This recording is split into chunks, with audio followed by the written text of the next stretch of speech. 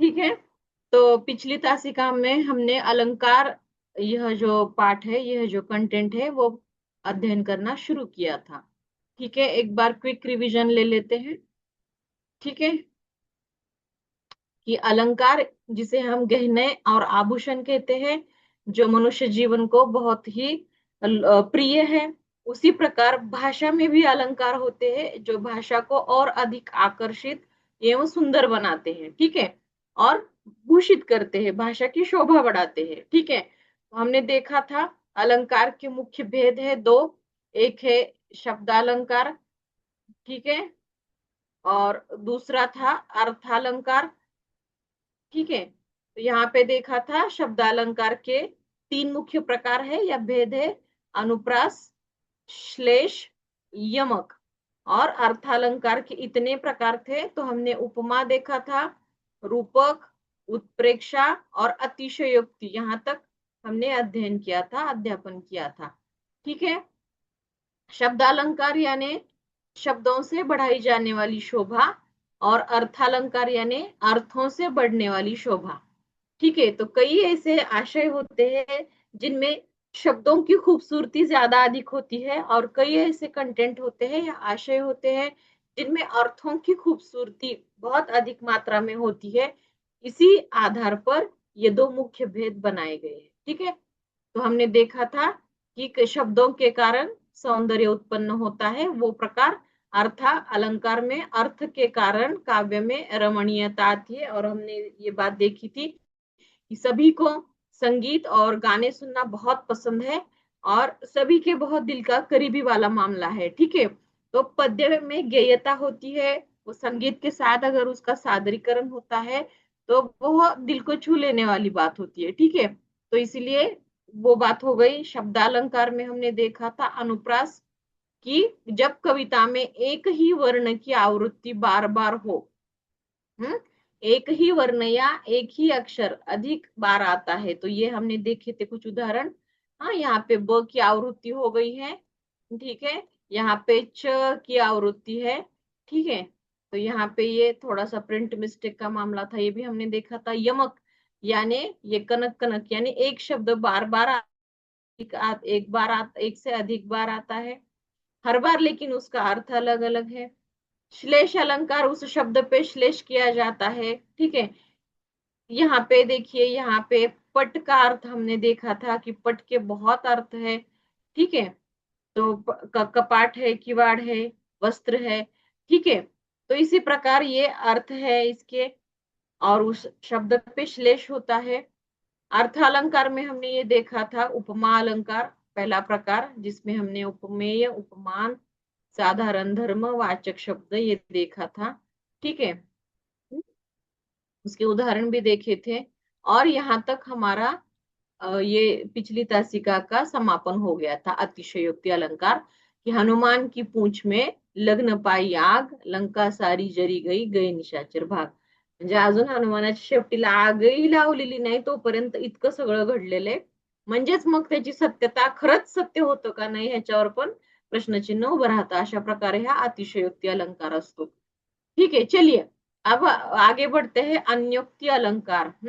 जहां पर प्रस्तुत के द्वारा अप्रस्तुत का वर्णन किया जाता है वहां अन्योक्ति अलंकार होता है. म्हणजे प्रस्तुत के द्वारा अप्रस्तुत का वर्णन म्हणजे जे आपण सादर करतोय, सादर करणाऱ्यातून जे काही आपल्याला वेगळं काही अबोध काहीतरी म्हणायचंय, तर त्या जे संकेत आहेत त्या संकेतामधनं तिसरंच काहीतरी जे अबोध आहे ते आपण सादर करतो. ठीक आहे, नैहर नाही ठेगाना हो गोरिया पर ससुर घर जाना. ठीक है, यहाँ पर जीव को गोरी, नैहर को संसार और ससुराल को ईश्वर का घर बताया गया है. ठीक है, हम्म कि ये जो पंक्ति है इसमें शब्द तो एक ही है ना, कि जीव, कहाँ है जीव, यहाँ पर जीव शब्द. ठीक है, जीव को गोरी, हाँ यहाँ पे गोरिया, हाँ गोरिया. ठीक है, तो गोरिया यह शब्द बोला है, लिखा हुआ है, लेकिन उसका जो अर्थ है वो जीव है. ठीक है, नैहर को संसार. ठीक है, नैहर. ठीक है, नैहर. आता हा नैहर शब्द आहे, पण नैहरचा तसा अर्थ नाहीये. तर नैहरचा अर्थ संसार म्हणून घेतलाय. म्हणजे त्यांना एक शब्द दिलेला आहे, पण त्याच्यातला मतित अर्थ वेगळा आहे. म्हणजे काहीतरी दाखवायचे आणि वेगळं काहीतरी सांगायचे. अशा प्रकारे हा नुक्ती अलंकार असतो. ठीक आहे. यहाँ पे गोरिया पर ससुर घर जाना. ठीक है. आता इथं ससुर घर म्हणजे ईश्वर ससुर का घर जो है या ससुराल है वो ईश्वर का घर माना गया है. ठीक है. की म्हणजे तुझा असा कुठलाच ठिकाणा नाहीये हे गोरी म्हणजे हे मुली हे सुंदरी हा की तुझा म्हणजे ईश्वरचं घर म्हणजे तुझा ससुराल याच्याशिवाय तुझा अन्य कुठलाच ठिकाणा नाहीये. ठीक आहे. हेच तुझा अंतिम ठिकाणा आहे. असं ह्या ओळीमधनं सुचवायचंय. ठीक आहे. तर हे अन्योक्ती अलंकाराचं उदाहरण असतं की प्रस्तुत केलेलं आहे हे. ठीक आहे. पण ह्याला ससुराल किंवा ससुर घर जे आहे हे साधं घर आहे. आपल्या सासरचं घर आहे. पण त्यांना तिथं ईश्वराचा घर असल्याचा भास दानवून द्यायचा आहे. ठीक आहे. असं. चलिए फिर आते हैं मानवीकरण अलंकार की ओर. ठीक आहे. आता मानवीकरण म्हणजे काय सांगा बरं? मानवीकरण आतापर्यंत कोणाला काही अर्थ माहितीये का?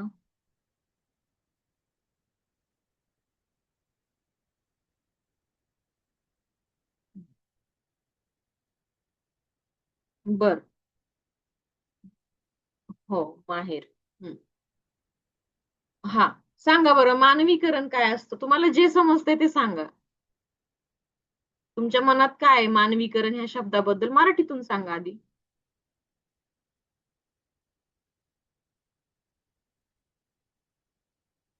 सांगा. एक मिनिट अजून का बरं हे?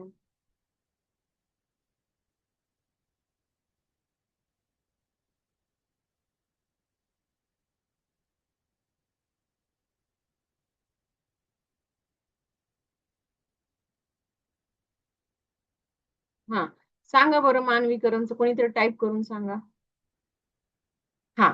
निर्जीव वस्तूला हा. बरोबर. विनोद सर बरोबर. निर्जीव वस्तूला सजीव करून दाखवणे. काय उदाहरण देऊ शकतात का? हम्म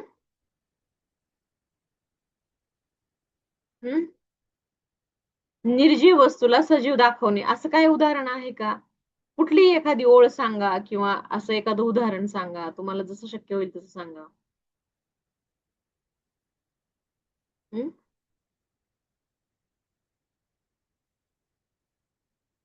बरोबर सांगितलेलं आहे. फक्त मला थोडस उदाहरण. हा. चाफा बोले ना. Very good. बरोबर गाणं शोधलं. चाफा बोले ना चाफा चाले ना. ठीक आहे. आता खरं तर चाफा आता झाड असं म्हटलं तरी सजीव आहे. पण ते एका जागेवरून दुसऱ्या जागेवर स्थलांतरित होऊ शकत नाही. त्याच्यात आपल्याला वैज्ञानिक ह्याच्यामध्ये जायचं नाहीये. पण चाफा बोले ना. ठीक आहे. आता त्याला मानवीकरण केलेलं आहे, की आपली आवड म्हणजे चाफ्याचं फुल सगळ्यांना आवडतं. पांढरं शुभ्र फुल असतं, दिसायला देखणं असतं, सुंदर असतं, सगळ्यांना आवडतं. आता चाफा बोलेना म्हणजे ते काय म्हणजे नेमकं काय म्हणायचं? ते चाफ्याचं झाड बोलत नाही का फुल बोलत नाही? ठीक आहे. मग त्याचं मानवीकरण कसं केलेलं आहे, की आपल्याला आवडणारी एखादी सुंदर व्यक्ती किंवा आपल्या फार प्रिय व्यक्ती जेव्हा आपल्याला बोलत नाही, तर त्याच्यावरती त्याचं मानवीकरण म्हणजे अलंकार करून चाफा बोलेना, चाफा चालेना, चाफा खंत करी काही केल्या बोलेना. आता चाफा चालत नाही, बोलत नाही, त्याला खंतही होतीये, दुःख होतंय. म्हणजे ह्याचं मानवीकरण केलेलं आहे. अगदी अप्रोप्रिएट उदाहरण दिले तुम्ही. Very good. ठीक है. तर असंच जब निर्जीव वस्तुओं में मानवीय गुणों को दिखाकर उन्हें जीवित की तरह प्रस्तुत किया जाए तो वह मानवीकरण अलंकार होता है. बघा म्हणजे निर्जीव वस्तूंमध्ये असे काहीतरी सजीव गुण दाखवायचेत आणि मग त्याला म्हणायचं मानवीकरण. ठीक आहे. सिंधु सेज पर धरा वधू अब तनिक संकुचित बैठसी. यहाँ पर धरती को वधू. बघा. सिंधू सेज पर धरा वधू.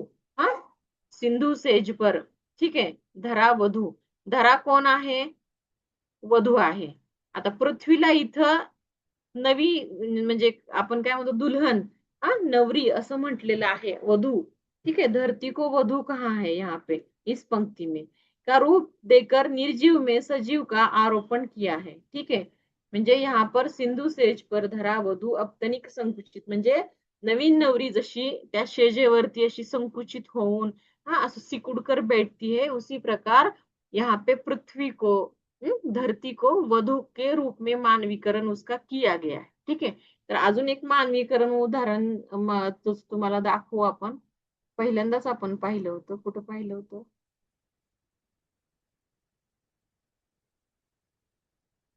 एक मिनिट हा. हा, हे बघा. हे जे उदाहरण आहे ना, एक मिनिट, हे पण बघून घ्या. हे मानवीकरण उदाहरण आहे. हे म्हणजे अनुप्रास मध्ये पण होतं हं.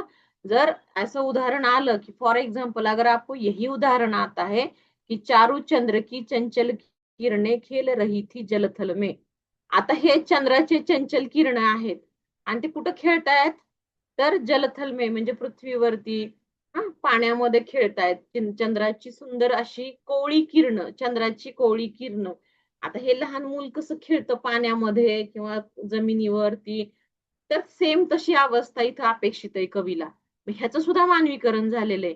आता जर हा असाच तुम्हाला जर प्रश्न, हा अशीच ही जी यह पंक्ति अगर आपको इसी प्रकार दी जाती है परीक्षा में, और अगर वहां पे विकल्प में अनुप्रास अलंकार है और मानवीकरण अलंकार है और दूसरे अलंकार है और कहा गया है कि बोथ आर करेक्ट, ए और बी सही, तो आपको ए और बी के साथ जाना होगा, क्योंकि ये अनुप्रास अलंकार में भी बैठता है, क्योंकि च वर्ण की आवृत्ति पुनरावृत्ति हो चुकी है, और मानवीकरण इसलिए है कि चंद्र की जो किरणें हैं उनको मानवीकरण का रूप दिया है, क्योंकि ऐसे वो खेलते हैं क्या, नहीं खेलते, लेकिन मानवीकरण किया गया है उसका.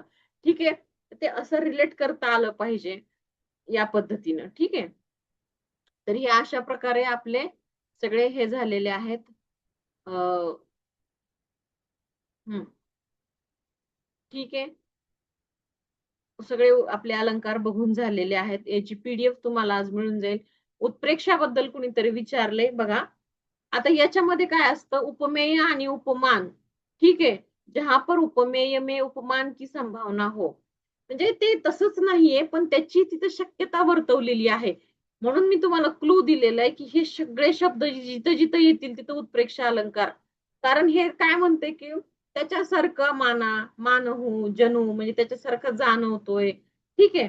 म्हणून हे मानहू सुरकाडी डारी हे वारी मध्य ते मीन, म्हणजे आता त्या गायी ज्या आहेत त्या कृष्णाच्या विरहामध्ये ब्रज मधल्या गायी ज्या आहेत त्या कुणासारख्या भासायल्या, तर पाण्यातून बाहेर काढल्यावर मछली जिस प्रकार से तड़पती है और उसका जीव और प्राण त्याग देती है, उसी प्रकार उन गायों की अवस्था हो गई है. असं त्यांना तिथे शंका आहे किंवा त्याचं तसं संभावना सांगितली की त्या गायींची अवस्था सांगायची आहे, तर कुठपर्यंत तुलना केलेली आहे, तर त्या पाण्यातून बाहेर काढलेल्या माशाप्रमाणे केलेली आहे की तो कसा तडफडून जीव देतो, अगदी तसंच त्या गायींची अवस्था झालेली आहे. आता एक्झॅक्ट तसं होत नसतं, पण ती संभावना आहे की अशी हो असं झालं असेल त्या गायींचं. ठीक आहे. मग हे शब्दच लक्षात ठेवायचे, हे असेच शब्दाची उदाहरणं येतात 100%. तिथं संभावना आहे फक्त. त्यांनी साशंकता व्यक्त केलेली आहे की प्रोबॅबिलिटी आहे की हा हे असं असं होऊ शकतं, असं गायींची अवस्था होऊ शकते. कशासारखी, तर त्या पाण्यातून बाहेर काढलेल्या माशांसारखी अशी होऊ शकते, संभावना आहे. या संभावनेवर लक्ष द्या. ठीक आहे. आणि हे शब्द क्लूज आहेत सगळे, ह्याच्या व्यतिरिक्त येतच नाहीत. ह्या शब्दांच्याच अनुसरून जे काही दोहे आहेत लिहिलेले, तर ते दोहेच येतात तिथं. ठीक आहे. तर हे लक्षात ठेवायचं. आता ह्याचं पीडीएफ तुम्हाला मिळेल. हो. मनू म्हणजे मानू, हो बरोबर, मानणे, ऍक्सेप्ट करणे. ठीक आहे. त्याची पीडीएफ मिळून जाईल. चला आता आपण थोडस हे करूया. व्याकरणावरती भरपूर आपलं ट्रायल झालेलं आहे. आपण कंटेंट झाला की त्याच्यावरती स्वाध्याय कशा कशा प्रकारे अगदी सगळ्या डायरेक्शन मध्ये कसे कसे प्रश्न येतात ते पण आपण पाहिलेलं आहे. ठीक आहे. तर आता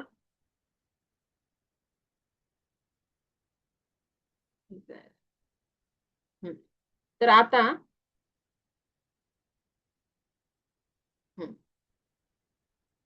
आता आपण व्याकरणाचं तर अजून घेतच आहोत. प्रश्नपत्रिका 2 बघून झालेल्या आहेत आपल्या अगदी विस्ताराने. पण आता आपल्याला कुठं अजून प्रॉब्लेम येतो, व्याकरणाचे अजून प्रश्न घ्यायचेच आहेत, पण आज थोडंसं व्हेरिएशन. आता बघा, अपठित पद्यांश बघायचा आहे आपल्याला, की जिथं आपल्याला खूप वेळ लागतो, वाचायला वेळ लागतो. एक ते कमीत कमी 2-3 वेळा वाचावं लागतं. समजून घ्यावं लागतं की त्याच्यातलं मेन कोर काय, त्यातला आशय काय, गर्भाशय काय, त्याचा अर्थ काय, गर्भित अर्थ, दडलेला अर्थ त्या कंटेंटचा, त्यातला मेसेज संदेश काय कवी देतायत याच्यावर आधारित प्रश्न असतात. ठीक आहे. तर काही पद्यांश आपण प्रॅक्टिससाठी काढलेले आहेत, तर तुम्ही आपल्या आपल्या स्क्रीनवर बघा. जेवढं होईल तेवढं त्याला एक्सपांड करते स्क्रीनवरती. बघा सगळ्यांना दिसतंय का? दिसतंय का सांगा मला. आपण थोडीशी पद्याची पण प्रॅक्टिस करूया, कारण पद्यामध्ये हे अलंकार असतात ना, त्याच्यामुळे एक्झॅक्ट समजायला अवघड जातं. बघा हे स्क्रीनवर येत दिसतंय का सगळ्यांना? उत्तर द्या.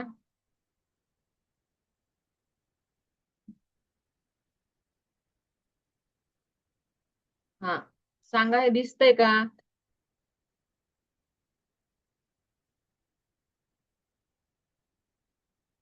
का बरं हे आहेत की सगळ्यांचेच मेसेज दिसत आहेत.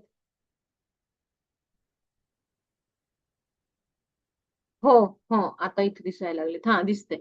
ठीक आहे ठीक आहे. हा चला, हो घ्यायचंय सगळं. थोडस व्हेरिएशन, आता थोडस हे पण बघायचंय, ते पण बघायचंय, सगळे महत्वाचे बीट आपल्याला कव्हर करायचे जिथं प्रश्नपत्रिकेचा वेळ लागतो. ठीक आहे. चला आता हे नको चर्चा, बस आता कंटेंट कडे येऊया. हा, चला स्क्रीनवरती वाचायचे गद्य आणि पद्य मधला कंटेंट जो आहे ना, आता पेपरचं पॅटर्न थोडस बदललेलं आहे.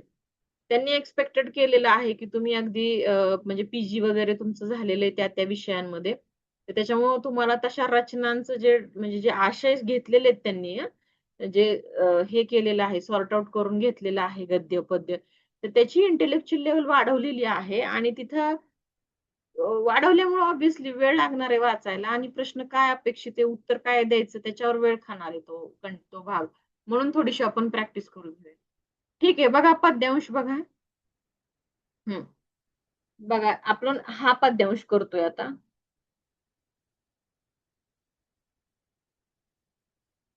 हम्म, बघा हा पद्यांश. है जन्म लेते जगह में एक ही पौधा उन्हें है पालता. तुम्ही वाचायचंय, माझ्यासोबत वाचायचे स्क्रीन मध्ये, नुसतं ऐकायचं नाहीये, वाचत चालायचं पॅरलली, कारण वाचण्याची आपली जी सवय आहे ती डेव्हलप होत असते.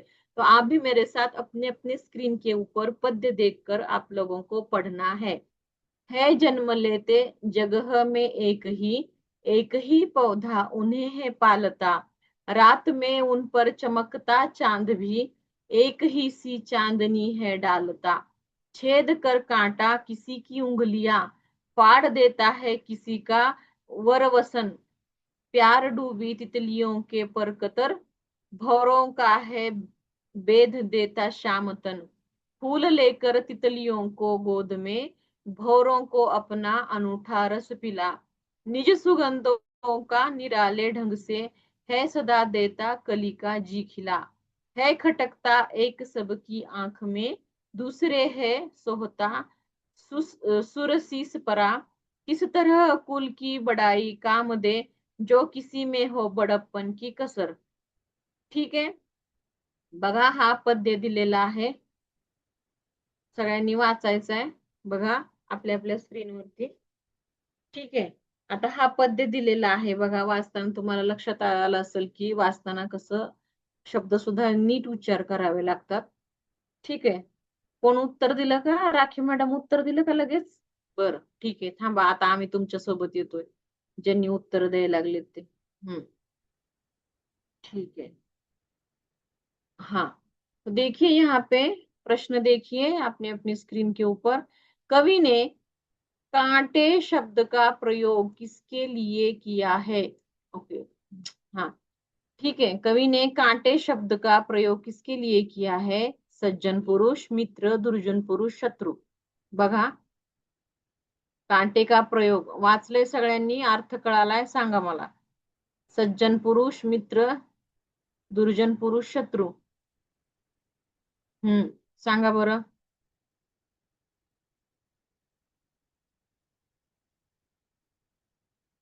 हम्म, काय असेल? एकच सांगा. एक वर या आधी. 3 नंबर का? दुर्जन पुरुष. दुर्जन पुरुष, बर. ठीक आहे. हा, बर, ठीक आहे. दुर्जन पुरुष. हा, इथं तिसऱ्या नंबरचं हे विकल्प आहे, दुर्जन पुरुष. हम्म, बरोबर. चला, पुढचा प्रश्न बघा. फूल किसे कहा गया है? सज्जन पुरुष, मित्र, दुर्जन पुरुष, शत्रु. वही विकल्प है। फूल किसे कहा गया है? फूल। हम्म, फूल किसे कहा गया है?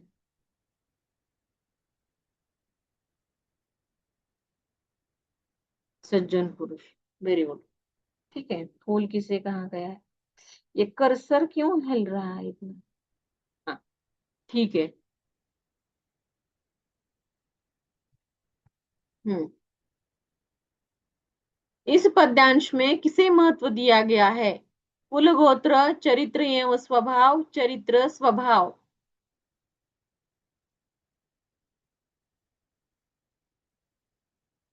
हाँ, सांगा.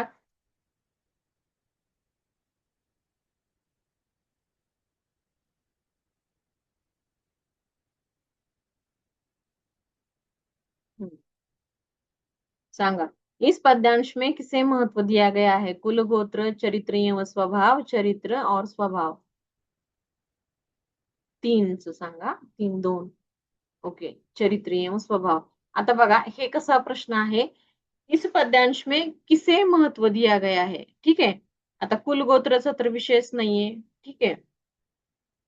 स्वभावाचा विषय आहे, चरित्राचा पण विषय आहे. मग हे दोन्ही असू शकतात, तर मग इथं दोन्ही दिलेले. म्हणजे जे मोस्ट म्हणजे जे करेक्ट आहेत आणि ते सगळे जर एकत्रित असले तर त्या विकल्पासोबत जायचं आपण नेहमी. ठीक आहे. चरित्र व स्वभाव. हम्म. बड़प्पन शब्द का आशय है कि. हम्म, बड़प्पन शब्द. ठीक आहे, बड़प्पन शब्द. ठीक आहे, वाचा तुम्ही, मी अंडरलाईन करत नाहीये.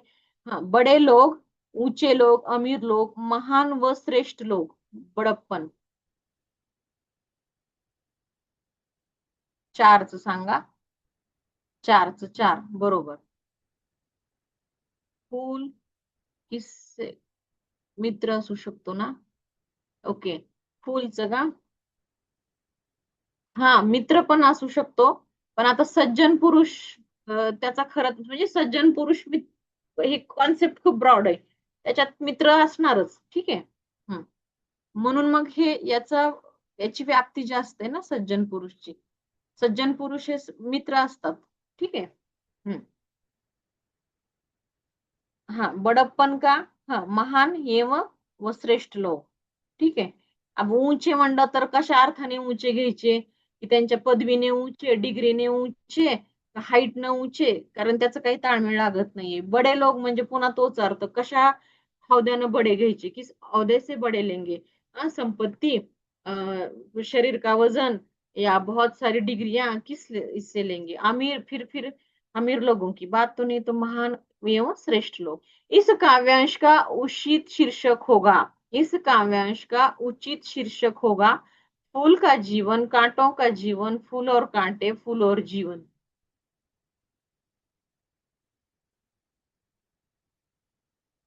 बघा, 3-4 मध्ये कन्फ्युजन चाललंय. एक मिनिट. हा, फूल और कांटे, फूल और जीवन. हं?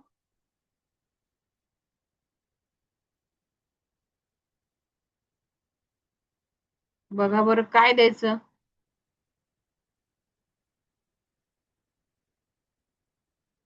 हा, इस काव्यांश का उचित शीर्षक होगा. 3 आणि 4 मध्ये तुमचं कन्फ्युजन चालू आहे. फूल और कांटे, फूल और जीवन.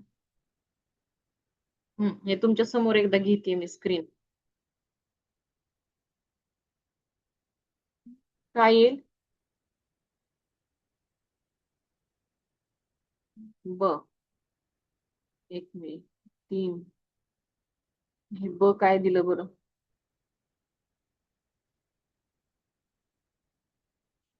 नाही नाही नाही, हे सांगा ना 5व्याचं. उचित शीर्षक काय आहे? हे रेडमी नोट कोण आहे? हे ब काय म्हणायचे तुम्हाला?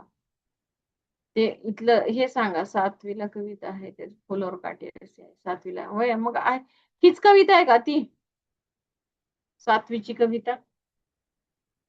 कोण आहे ते सांगितलं की सातवीला मॅडम कविता आहे. हाँ फूल और कांटे, हाँ सिनेमा का नाम. हम्म. सिनेमा का नाम. ठीक है, फिर फूल और कांटे के साथ ही चलना पड़ेगा क्योंकि बहुत अधिक मात्रा में सब लोग उसी के साथ जा रहे हैं. आहे का कविता? बर, हीच कविता आहे का मग?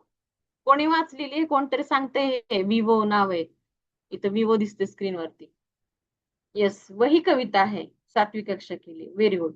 ठीक है, तो इसी तरह से देखिए, इसीलिए मैं बोलती हूँ कि पाठ्य पुस्तक पढ़ना बहुत ही आवश्यक है, चाहे कोई भी कॉम्पिटिटिव एग्जाम हो. बेसिक उसका पाठ्य पुस्तकें है, स्टेट बोर्ड की और एससीईआरटी की और एनसीईआरटी की. ठीक है, गुड. ठीक है, तो फूल और कांटे के साथ चलेंगे. अब बड़ा ई में प्रयुक्त प्रत्यय कौन सा है? बड़ा ई में प्रयुक्त प्रत्यय. हम्म. बड़ी ई. हाँ, प्रत्यय म्हणजे अंत में जो आता है प्रत्यय. तो यहाँ पे बड़ी ई, डाई, छोटी ई, आई. हाँ, बड़ाई. कौन सा प्रत्यय आएगा? यहाँ पे पढ़ लीजिएगा स्क्रीन पर.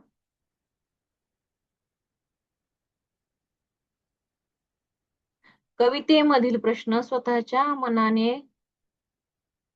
मग काय म्हणायचे मोनाली मॅडम? कवितेमधील प्रश्न स्वतःच्या मनाने. हो, ते आपणच त्याचं लर्न करायचं, व्यवस्थित अध्ययन कर लीजिएगा. पढ़ना है और उसका आशय क्या कहना चाह रहा है उस हिसाब से. वो तो अपने आप आपको ही प्रैक्टिस करनी पड़ेगी और आपको कितना समझ में आ रहा है उस हिसाब से देना है ना. कवितेमधील प्रश्न स्वतःच्या मनाने द्यायचे का? हा, ते काय समजतंय, अर्थ काय आहे त्या आशयाचा, आता स्वतःच्या मनाने म्हणण्यापेक्षा स्वतःच प्रैक्टिस करो ना. हाँ, चलिए तो प्रत्यय कौन सा आएगा? सब लोग अच्छी तरह से दे रहे हैं. हा, स्वतःच्याच मनाने. स्वतःच्या मनाने पण, स्वतःच्या मनाने आता इथं मला जर वाटलं की कांटे और फूल किंवा फूल और जीवन, तर ते तुम्हाला वाटतंय, पण त्याचा समजला पाहिजे कोर, त्याचं मेन, त्याचं जे सार आहे ते आपण त्या सारासोबत रिलेट झालं पाहिजे. त्या कवीला नेमकं काय म्हणायचं त्याच्यासोबत एकरूप झालं पाहिजे, मग आपलं ऑप्शन त्यांच्यासोबत मॅच होतो. ठीक आहे, तर ते मॅच होणं म्हणजे आपल्याला तो आशय समजणं की त्यांना काय म्हणायचं तिथं. ठीक आहे.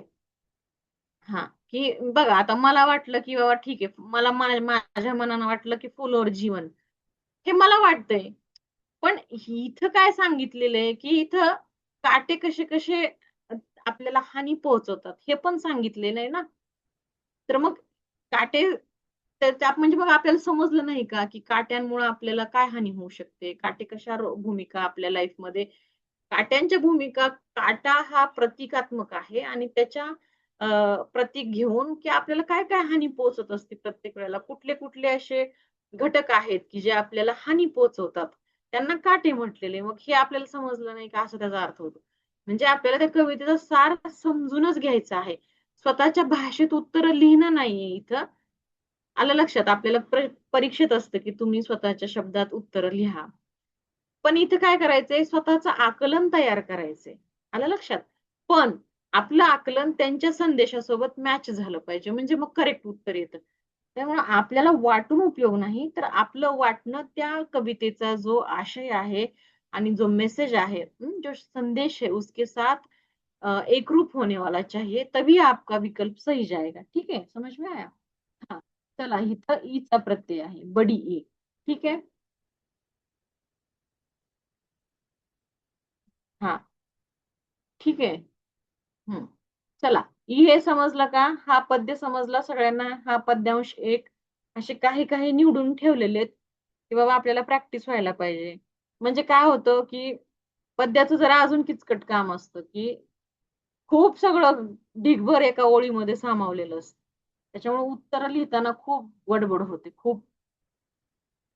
सगळंच उत्तर बरोबर वाटायला लागतात. पद्यांश एक आपको समझ में आ गया है क्या? फिर दूसरा पद्यांश लेते हैं, समय और होगा तो एक पद्यांश कर लेंगे. हा, श्यामल मॅडम हो म्हणतायत. चला, येस. सहाचा आन्सर काय, कोण आहे हे सहाचं? राखी मॅडम. हा, ही बडी ई. हे बघा इथं हा ई प्रत्यय आहे. ठीक आहे. बडा हा मूल धातू आहे किंवा मूळ शब्द आहे, त्याला ई प्रत्यय लागून बडाई असं झालेलं आहे. ठीक आहे. हा, चार ना. नाही नाही नाही नाही, असं नाही, आई नाही, ही बडाई. हम्म. ठीक आहे, चला पुढे जाऊया. चलिए अब पद्यांश दो की तरफ बढ़िएगा. एक दिवस प्रेम विज्ञान ने एक दिवस प्रेम विज्ञान ने आपस में बातें की, ऊंचा कर शीश और तान निज वक्ष तनिक, विज्ञान बोला यूं, सुन रहे हो प्रेम, वायु में उड़ाया, गहरे पानी में पठाया, ऊंचे शिखरों पर चढ़ाया, मैंने ही मानव को मैंने ही मोड़ डाला, अनगिन सरिधारों को, मरुथल पहाड़ों को मेरा सहारा ले, मानव पदों ने चप्पा चप्पा भी रौंद डाला, सुन रे ओ प्रेम, मैंने मौसम बदल डाला, ग्रीष्म में शीत और शीत में ग्रीष्म कर पहुंचाया कितना है सुख मैंने मानव को. बघा, याच्यामध्ये वार्तालाप आहे, हा संवाद आहे ह्या पद्यामध्ये. ही जी कविता आहे ह्याच्यामध्ये दोन व्यक्ती किंवा दोन घटकांचा संवाद आहे. कुणाकुणाचा संवाद आहे सांगा बरं आधी. स्क्रीन नाही दिसत आहे, बरं. हा बरं, हे सांगा संवाद कुणाकुणाचा आहे. मी वाचतीये, अजून थोडी एक्सपांड करू स्क्रीन. मी काय विचारलं तुम्हाला, प्रश्नाकडे जाऊ नका लगेचच. आधी आपण स्टेप बाय स्टेप समजून घ्यायचं की पद्य कसं समजायचं, ते आपण टेक्निक शिकतोय ना. मॅम प्रत्ययचे अंश काय आहे. प्रत्ययचे अंश ई आहे ना आताच उत्तर मागच्या ह्याचं. हा ठीक आहे, आत्ताच सांगा आता, ते ते संपलं तिथंच. हा चला, आपण बडीला टिक केले, ती बडीची मात्रा. ओके. हा सविता मॅडम, चला आता मला हे सांगा बरं, आता मी जे पद्य वाचलं, हा व्हेरी गुड, हे तुमची नावं टाकत चला बरं. विज्ञान आणि प्रेम, लक्षात आलं, विज्ञान आणि प्रेम हे दोन घटक आहेत, यांचा आपसी संवाद आहे ह्या कवितेत. बघा स्वरूप बदललं पद्याचं. ठीक आहे, मग अशी सरळ मेसेज दिलेला आहे कवीने, पण आता इथं पात्र काम करतायत, पात्रांच्या थ्रू बोलतीये कविता. मग याच्यात पात्र कोणती कोणती आहेत. हाँ, तो पात्रों का जो चयन है, एक है विज्ञान और दूसरा है प्रेम. ठीक है, ये दोनों आपस में वार्तालाप कर रहे हैं. हाँ, तो देखिए यहाँ पे ये वार्तालाप है. अब आपको समझ में आ गया कि दो पात्र है, प्रेम और विज्ञान. चलिए, वार्तालाप किन, हाँ देखिए यही प्रश्न है, वार्तालाप किन दोनों के बीच हुआ. ज्ञान और विज्ञान में, मरुस्थल और पहाड़ में, प्रेम और विज्ञान में, मानव और विज्ञान में. अभी हमने यही बात छेड़ी. ठीक है, मैं टिक कर देती हूँ, ज्यादा समय नहीं लेते क्योंकि अभी डिस्कशन हो चुका है. किसके सहारे मानव ने धरती को रौंद डाला. ज्ञान विज्ञान प्रेम शीश. किसके सहारे मानव ने धरती को रौंद डाला. आता हा अर्थ कळायला पाहिजे की किसके सहारे मानव ने धरती को रौंद डाला, काय असू शकतो रौंद डालाचा अर्थ. आधी हे अर्थ सांगा, मला उत्तर सांगायचे आहे. तुम्हाला जे येते ते सांगा. रौंद डाला, किस, अर्थ सांगा. पुन्हा पुन्हा उत्तर उत्तर बघायचंच आहे, पण हे कळलं पाहिजे ना. रौंद डाला त्याचा अर्थ काय.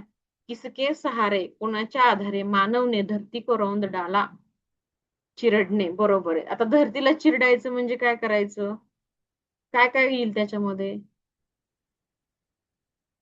नाश करणे. Very good. हा तेच, पुन्हा चिरडणे नाश करणे, पण त्यात कुठल्या ऍक्टिव्हिटीज येतात. पहिली सगळ्यात मोठी ऍक्टिव्हिटी म्हणजे वृक्षतोड असते. पहाड आणि मरुस्थल हे पहिले त्यांचा नाश केला जातो, टेकड्या सगळ्या निस्तनाबूत केल्या जातात. ठीक आहे, आणि वृक्षतोड केली जाते. हे दोन महत्वाचे. येस, पर्यावरणाचा ऱ्हास, तेच सगळं. ठीक आहे, तर मग हे लक्षात ठेवायचं की विज्ञान, आता तुम्ही बघू शकता जेसीबी वगैरे या सगळ्या ज्या टेक्निक्स आहेत, किती मोठे मोठे 200-200 वर्षाचे झाड सहज तोडतात. एका 8-10 मिनिटं खूप झाली. म्हणजे म्हणायचं काय की 200 वर्ष जगलेलं झाड ते तोडायला आपण हे विज्ञानाचा आधार घेऊन अगदी सहज हे करू शकतोय. ठीक आहे, तर आपण विज्ञानाची मदत घेतली नाही तर आपल्यासारख्या माणसाला शक्य आहे का एवढं ताकदवान एवढं त्याचं खोड मोठं असलेलं झाड असं तोडण्याची तेवढी आपल्यात कॅपॅसिटी नाही.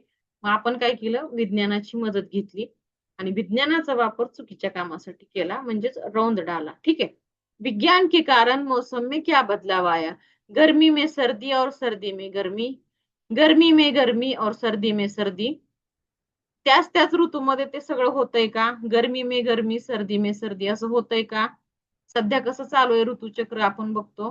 हे ऑप्शन मी बाद करून टाकते की असं सुव्यवस्थितता आहे ह्याच्यामध्ये कि गर्मी का सीजन है तो गर्मी चल रही है, सर्दी का सीजन है तो सर्दी चल रही है. ऐसा अनुकूल और ऐसा सुव्यवस्थित चक्र नाही है. मागच्या वर्षी मे मध्ये पाऊस झालेला होता.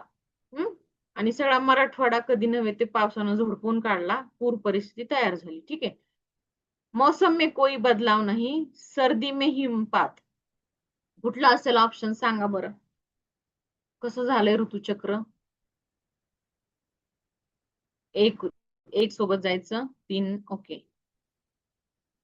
चला, सगळ्यांना समजलेलं आहे. ठीक आहे. म्हणजेच गर्मी में सर्दी और सर्दी में गर्मी, म्हणजे असं उलट ऋतुचक्र सुरू झालंय.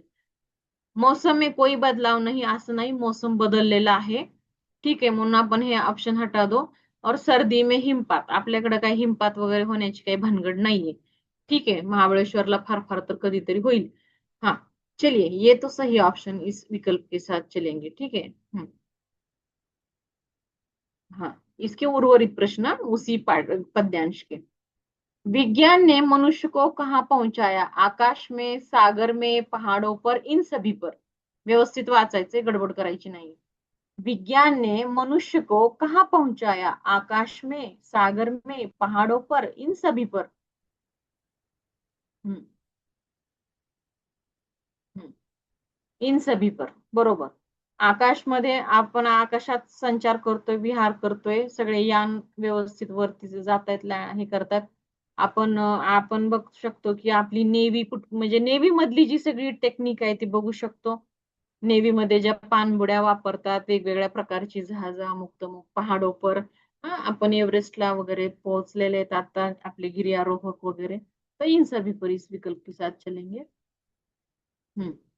इस काव्यांश का शीर्षक होगा प्रेम, विज्ञान, ज्ञान, प्रेम और विज्ञान. क्या होगा शीर्षक? गडबड नको करायची, थांबायचं जरा. इस काव्यांश का शीर्षक क्या होगा? हाँ, आता बरोबर येईल उत्तर. प्रेम और विज्ञान, क्योंकि सिर्फ प्रेम भी नहीं है, विज्ञान भी नहीं है, हाँ, ज्ञान भी नहीं है, तो प्रेम और विज्ञान. ठीक है.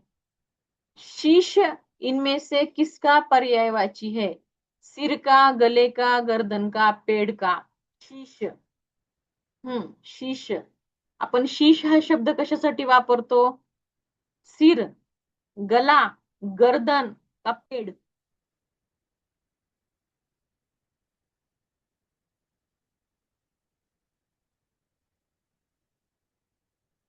गडबड करायची नाही.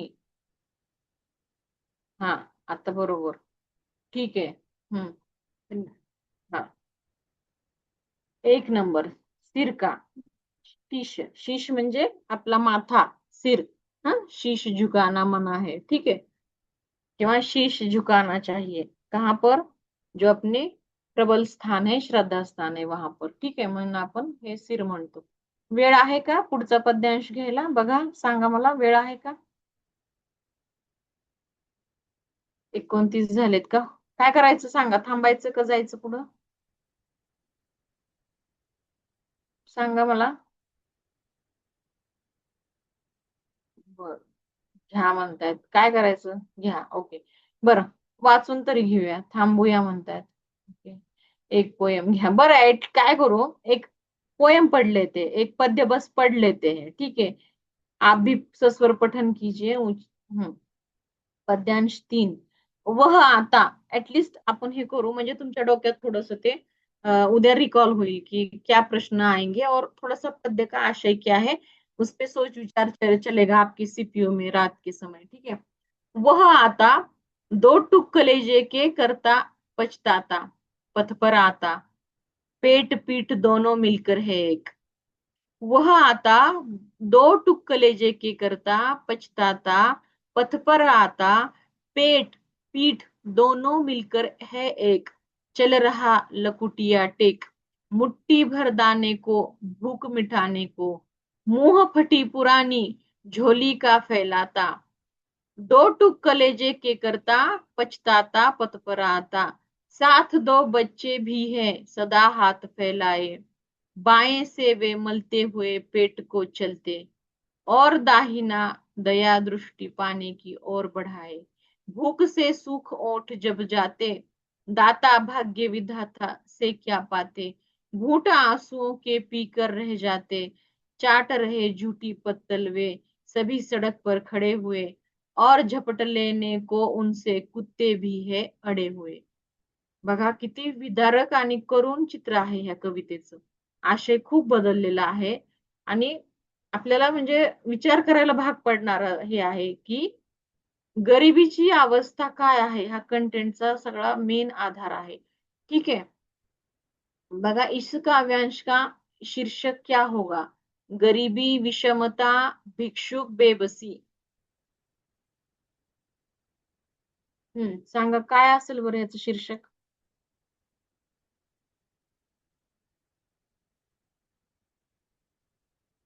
नाही हे कुठलं पब्लिकेशन आहे मला माहिती नाही.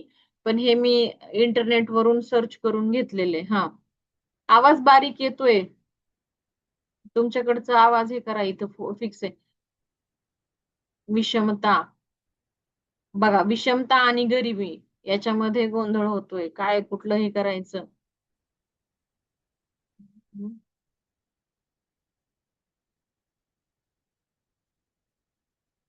ही कविता खूप फेमस कविता आहे. ज्यांनी कोणी शिकवतात शाळेत.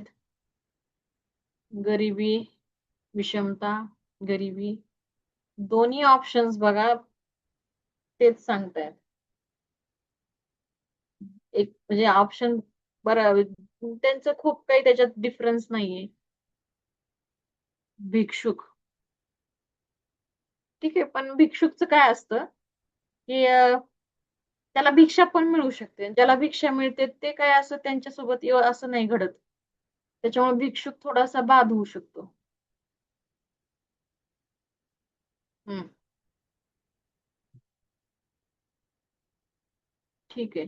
उसका मतलब बघा गरिबी, विषमता, भिक्षुक, बेबसी कारण जवळपास गरिबी, विषमता आणि बेबसी फार काही फरक नाहीये. अशा वेळेला आपला गोंधळ होतो की कुठल्या ह्याच्यासोबत जायचं. बघा गरिबी, विषमता, भिक्षुक, बेबसी.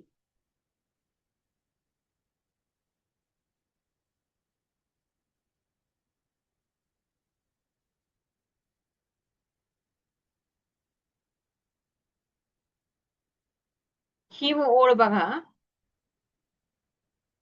आता ह्याच्यात बेबसी पण दिसते बघा. चाट रहे झूठी पत्तल म्हणजे उष्टीपत्रावळी कुणाची तरी ते लोक हे करतायत. चाटतायत थोडक्यात म्हणजे उच्चारायला सुद्धा अवघड जाते. अशी असं विदारक चित्र आहे. त्यामुळे इथं सगळी बेबसी आहे.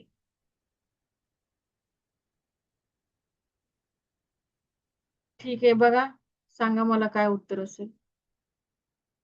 तुमच्या भरोसे.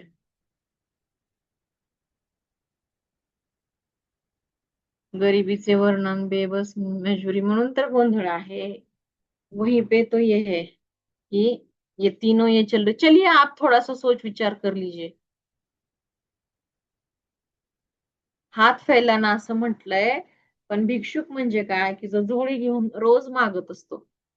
ठीक आहे त्याची बेबसी म्हणून नाही मागत त्याचं रोजचं काम असतं त्या भिक्षुकाचं ते भिक्षा माग. ठीक आहे पण इथली ही भिक्षा नाहीये. ही याचना आहे. या कवितेतल्या अर्थाने घ्या. याचना करतायत ते. भिक्षुकीमध्ये थोडा सन्मान असतो. त्या भिक्षुकाला पण मान असतो. हा. ठीक आहे. बघा हे थोडस विचार करा आणि उद्या उत्तर द्या मला याचं.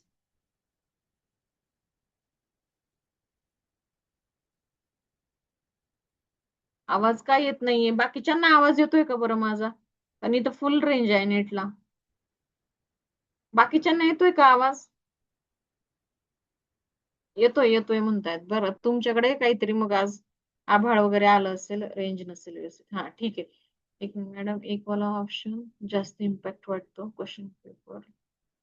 कसं काय आले नाहीत अजून क्वेश्चन पेपर? बरं, सरांना आठवण करून देते, पाठवून दिलेत. 2-4 दिवस, 4-5 दिवस झाले आपलं झालं तेव्हाच. हा बरं ठीक आहे. चला आता. हा, येतोय म्हणताय, ठीक आहे. काय करायचं, कुठल्या विकल्पासोबत जायचंय आपण?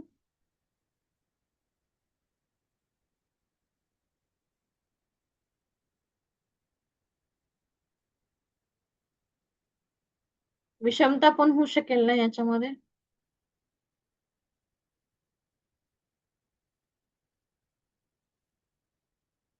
4-3 आपल्याला सगळंच वाटतंय. ठीक आहे, आता बरं, बास झालं, खूपच डोक्याचं हे झालं. उद्या मला सांगा, तसाही वेळ झालेला आहे आता. अधिक ताण देऊ नका आता डोक्याला. हम्म. व्यवस्थित. हो हो, ते पाठवायची पीडीएफ लेखकांची. नाही हो सकता विषमता, बरं. विषमता का नाही होऊ शकत? ते पण होऊ शकते ना. कारण एकीकडं म्हणजे ओव्हर वेट आणि ओव्हर काय म्हणतात त्याचं, न्यूट्रिशन झालेली लोक दिसतात समाजात, आणि एकीकडे पाठपोट एक झालेली माणसं दिसतात. इथं बघितलं का तुम्ही काय म्हंटलंय? पेट पीठ दोनो मिलकर है एक.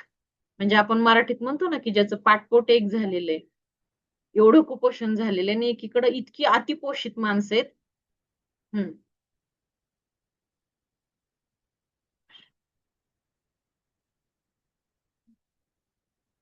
आता इथं, बरं ठीक आहे ठीक आहे, विचार करा. हा चला, वेळ झाला असला तर थांबायला मग. वेळ झालाय बहुतेक.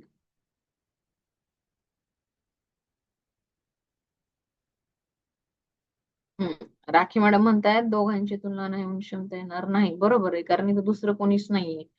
ठीक आहे, त्यामुळे विषमता आणि बेबसी नाही येणार आहे. पुन्हा मग गरिबी, गरिबीवर जाईल का? बरं, हा प्रश्न राहू द्या असाच. ठीक आहे, कारण आपण म्हणजे सगळ्यांचीच उत्तर वेगवेगळे येत आहेत. ठीक आहे. आता 10,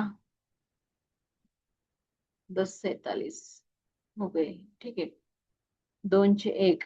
हाँ, सामाजिक विषमता पर, हे तर किस व्यंग पर किया गया, सामाजिक विषमता आहे. बघा, आता बेबसीच राहिलं होतं, ते सुद्धा आलं. सगळेच ऑप्शन. हो, चलिए अगला पढ़ लेते हैं फटाफट. हाँ, भिखारी की इच्छा है कि सोना पाने की, पैसा पाने की, अनाज पाने की, कपड़ा पाने की। भिखारी की इच्छा है, क्या इच्छा है भिखारी की? सोना पाने की, पैसा पाने की, अनाज, कपड़ा, क्या महत्वपूर्ण है उसके लिए? सोना चाहिए उसे, पैसा चाहिए, कपडा चाहिए, अनाज चाहिए. म्हणजे सगळ्या मूलभूत गरजा दिलेल्या आहेत 3. सोना राहू द्या बाजूला, सोना त्याच्यात येतच नाहीये. ठीक आहे, सोना बाद होतंय, कारण हे काही फार मूलभूत गरज नाही जगण्याची. हा, पैसा, कपडा, ठीक आहे. जगण्यासाठी अत्यावश्यक काय आहे सगळ्यात? 3. अनाज पानी की, हाँ पहले भूख मिटानी होगी ना. बच्चे भिखारी के साथ क्यों हैं? बच्चे भिखारी के साथ क्यों हैं? घूमने के लिए, भीख मांगने के लिए, रास्ता ढूंढने के लिए, पिता के पिता के साथ के लिए. म्हणजे या ह्याच्यामध्ये जे मुख्य पात्र आहे, बघा आता इथं नीट लक्ष द्यायचंय, की या कवितेमध्ये मुख्य पात्र आहे, त्याच्यासोबत इथं वाचलं का, वह आता दो टुक कलेजे के करता पछता था, पथ पर आता पेट पीट दोनों है मिलकर. ठीक है, साथ दो बच्चे भी है सदा हात फैलाए. ठीक आहे, म्हणजे ते 2 मुलं त्याच्या सोबत आहेत नेहमी. ठीक आहे. तो क्यों है घूमने के लिए, ते काय असेच फेरफटका मारायला निघालेत का? तर बिलकुल नाही. तर रास्ता ढूंढने के लिए है क्या? नहीं है. बघा, 2 आणि 4 मध्ये उत्तर द्या मला पटकन. भीक मागने के लिए, व्हेरी गुड. ती मुलं कशासाठी आहेत सोबत त्याच्या? तर भीक मागने के लिए. ठीक है.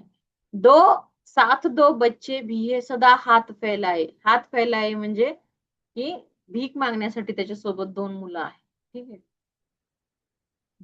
भिखारी के बच्चों से कुत्ते क्यों होड़ करते हैं? झूठी पत्तल छीनने के लिए, चिढ़ाने के लिए, लढने के लिए, भगाने के लिए. पटकन सांगा उत्तर. ते हम्म, 5. हम्म, यहाँ पे लिखा हुआ है और झपट लेने को उनसे कुत्ते भी है अड़े हुए, चाट रहे जूती पत्तल वे सभी सडक पर खडे हुए. ठीक आहे. म्हणजे ते कुत्र्यांना पण ती उष्टीपत्रवाळी चाटायची आहे आणि त्यांना पण ती घ्यायची. त्याच्यामध्ये त्यांची झटापट चालू आहे. बरं, थांबा थांबा येऊ तिथपर्यंत. झपट का समानार्थी शब्द है. झाड़ना, फेंकना, छीनना इनमें से कोई नहीं. झपट का समानार्थी शब्द है. सगळ्यांनी उत्तर बरोबर दिले. छीनना, हिसकावणे. हिसकावणे, छीनना. ठीक आहे. मग आता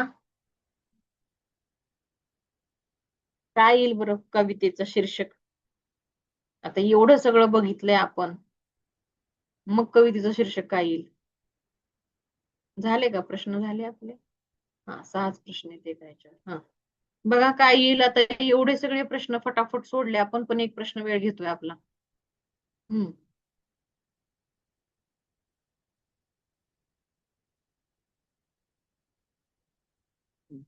आता आलं लक्षात काय आहे ते शीर्षक? सांगा बरं. आता शीर्षक सांगा, आता तरच व्हायला पाहिजे. ठीक आहे.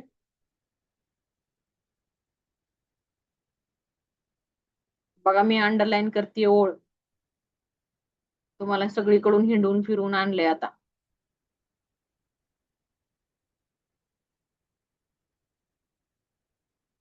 ठीक आहे. मुट्ठीभर अनाज. हा, म्हणजे त्याची भूक भागवण्यासाठी ते उसको मुट्ठीभर अनाज चाहिए और उस मुट्ठीभर अनाज पाने की होड़ में, चाहत में वह भिक्षुक के रूप में आता है. ठीक है. ए, ठीक है. हम्म, आया समझ में अब? इसलिए मैंने बोला था ये यही न रहने दो, बाकी चर्चा विस्तार से करेंगे. और फिर यहाँ ये आप देख सकते हो, पहले ये चर्चा हमने की. कई प्रश्न ऐसे होते हैं कि जिनका बाकी के ऊपर भी निर्भर होता है उत्तर, विकल्प सही. ठीक है, इसलिए ये बाकी की चर्चा की गई है. और फिर यहाँ पे मैं आपको लेके आई कि मुट्ठी भर दाने को भूख मिटाने को, इसको मुट्ठी भर दाने चाहिए. ठीक है, कि आप दान में दे दो. और वो भिक्षुक के रूप में खड़ा है, लेकिन वो मूल रूप में भिक्षुक नहीं है. भिक्षुक को भी एक सम्मान होता है. आपल्या दारात जे भिक्षा मागायला येतात त्यांना आपण सन्मान देतो, पण हे त्यातला पण प्रकार नाहीये. मग त्याच्यामुळं हे उत्तर खूप वेळ घेत होतं. ठीक आहे. तर आता अशा प्रकारे तुम्ही समजू शकता हे भिक्षुक का आले. ठीक आहे. जरी नाव भिक्षुक असलं तरी त्यांची परिस्थिती किंवा हे वास्तव खूप वेगळं आहे. भिक्षुकाला माणूस सहज भिक्षा देत, सन्मानाने देत, यांना देत नाही. हे पण लक्षात ठेवा. अशी त्रासदी है. यह त्रासदी इस पंक्ति में, इस पद्य में बताई गई है. ठीक है. चलिए, यहाँ तक कोई किसी को आपत्ति है? ये भी पीडीएफ चाहिए तो मैं भेज दूंगी ये चर्चा होने के उपरांत. ठीक है. चलिए फटाफट बताइए, मीटिंग एंड करनी है, कि यहाँ तक किसी को कोई आपत्ति है? पद्य की प्रॅक्टिस चल रही है. हा हा, सगळ्या पीडीएफ हे करतो, फक्त क्लासमध्ये व्यवस्थित लक्ष द्यायचे और सक्रिय सहभाग आपका होना चाहिए. क्रिया अंतर क्रिया होनी चाहिए. ठीक है. चलिए, सबके सहयोग के लिए धन्यवाद. कल फिर मिलेंगे नए पद्य के साथ. थोड़ी पद्य की प्रैक्टिस करेंगे, 1-2 तासिकाएं, फिर 1-2 तासिकाएं गद्य पे होंगी, और फिर और एक दो प्रश्न पत्र होंगे. ठीक है, क्योंकि ये थोड़ा सा जटिल मामला है. हाँ, ठीक है, आपको समझ में आ गया, इसी में आनंद है. ठीक है, धन्यवाद. चलो यहाँ पे विराम लेते हैं, मैं क्लोज कर देती हूँ.